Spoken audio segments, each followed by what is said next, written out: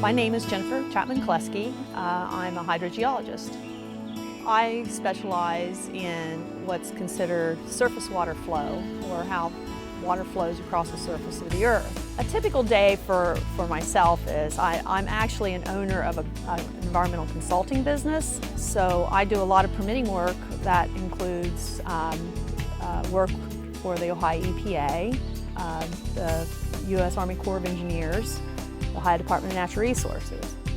There's a lot of different regulatory agencies or governmental agencies that require studies to be conducted for any type of activities that would impact water quality. I work for coal companies and go out and assess water quality prior to mining and during mining and after mining.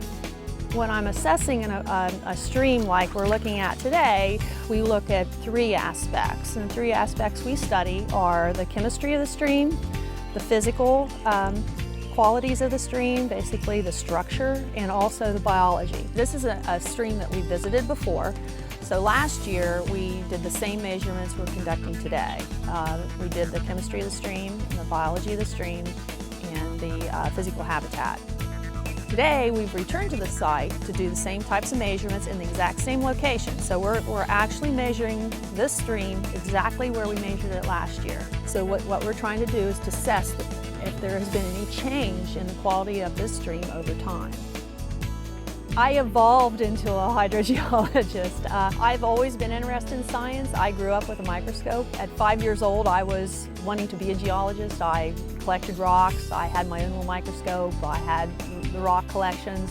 One of the reasons why I started my own company was to be able to focus on things that I felt were important instead of having to focus on things that other people think are important.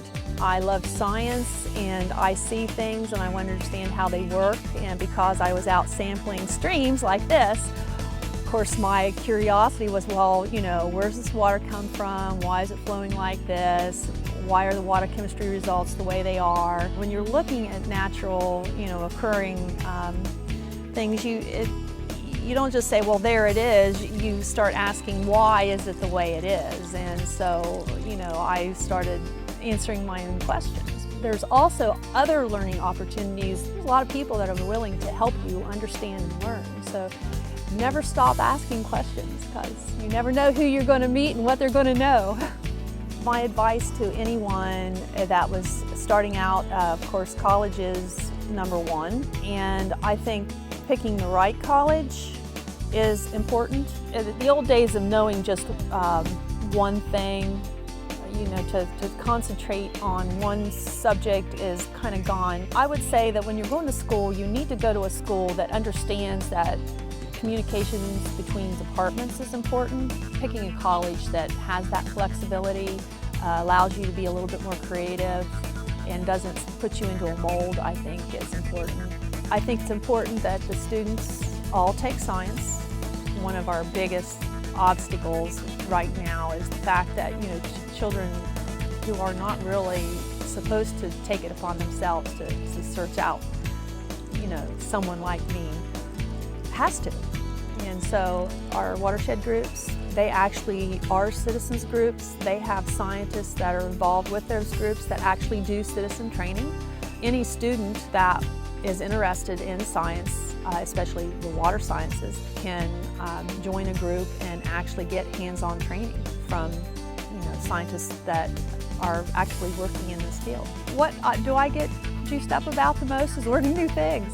My goal is to keep evolving and to pushing forward in my knowledge, and so I guess that's kind of one of my lifelong quests.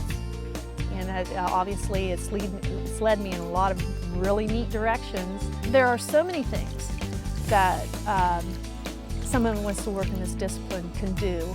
So you're not assigned to any one topic. Everybody I get discouraged. I think, and it's good to walk away from something, and I do walk away from this. There are other things that interest me that, are outlets, and gardening, I love to garden. So if I just get so frustrated I can't stand anymore, I just go garden for a little bit.